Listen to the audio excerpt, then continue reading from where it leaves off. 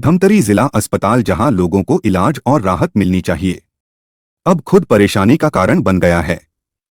अस्पताल परिसर में पिछले 6 महीनों से सैकड़ों की संख्या में बगुले और पनडुब्बी पक्षियों ने डेरा जमा लिया है। इनके मल मूत्र से पूरा परिसर सफेद रंग में ढक गया है और चारों ओर बदबू फैल चुकी है।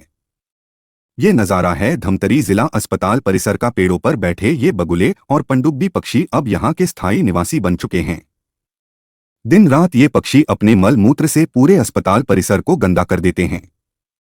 जमीन, दीवारें, यहां तक कि वाहनों और अस्पताल की खिड़कियों तक पर इनका असर साफ दिखाई देता है। यहां इलाज कराने आते हैं तो बदबू के कारण खड़ा होना मुश्किल हो जाता है। बच्चों और बुजुर्गों को उल्टी और सांस लेने में तकलीफ हो रही है। लोगों का कहना है कि पिछले 6 महीनों से यह समस्या लगातार बनी हुई है, लेकिन अब तक प्रशासन या अस्पताल प्रबंधन की ओर से कोई ठोस कदम नहीं उठाया गया है। गंदगी और दुर्गंध के कारण संक्रमण फैलने का खतरा भी बढ़ गया है। कई बार सफाई करवाते हैं, लेकिन रोज फिर वही स्थिति हो जाती है। जब तक पक्षियों को हटाने का उपाय नहीं किया जाएगा, तब तक समस्या बनी रहेगी। धमतरी जिला अस्पताल में मरीजों का इलाज तो जारी है, लेकिन अब जरूरत है कि प्रशासन इन पक्षियों को सुरक्षित ढंग से हटाने की पहल करे, ताकि मरीजों और उनके परिजनों को राहत मिल सके। स्वास्थ्य सेवाओं के केंद्र में स्वच्छता सबसे जरूरी है, और जब अस्पताल ही बदबू और गंदगी से घिर जाए, तो सोचिए मरीजों का हाल क्या होगा। देखना होगा कि प्रशासन कब तक इस पर ध्यान देता है।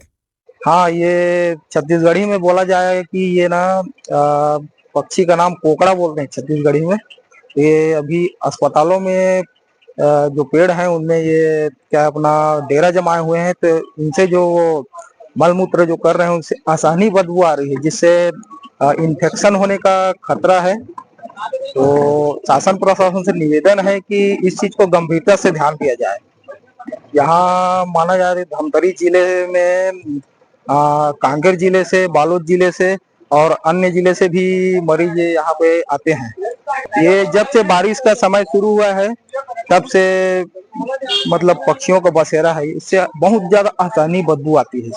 लोगों को इन्फेक्शन हो रहा है, लोग बीमार भी पड़ रहे हैं इससे। शासन प्रशासन से निवेदन है कि जो पक्षियों का जो बसेरा है, मतलब बिना पक्षियों को नुकसान पहुंचाए, इसका समस्या का हल निकाला जाए।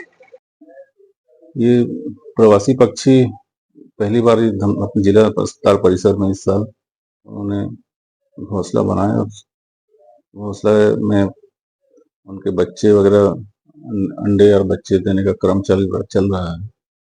फिर भी इसकी सूचना हमने वन विभाग को दे दी थी उचित कार्रवाई करने हैं तो। और अस्पताल की गंदगी हो रही है तो बात सही है।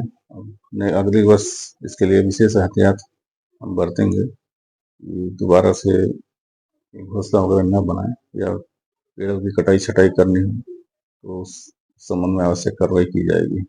में तो अभी हमने दे दिया वन विभाग को। अब इस संबंध में लगातार पत्राचार उनसे किया जा रहा है और टेलीफोनिक संपर्क किया जा रहा है, क्योंकि वो संरक्षित प्रजाति के पक्षी शायद हैं वो वन विभाग के लिए, वन जीव संरक्षण अधिनियम 1972 के। तो उनपे सीधे हम अपने स्तर पर कार्रवाई नहीं कर सकते, इसको वन विभाग को ही नियमानुसार कार्रवाई कर सकता है। बीमारी तो खैर हो सकती है, क्योंकि बर्ड फ्लू और कोरोना जैसी महामारी भी इन पक्षियों के माध्यम से वायरस का ट्रांसमिशन होता है, लेकिन अभी ऐसा कुछ हमको कोई रिपोर्ट, कुछ जानकारी इस संबंध में कोई नहीं मिली है।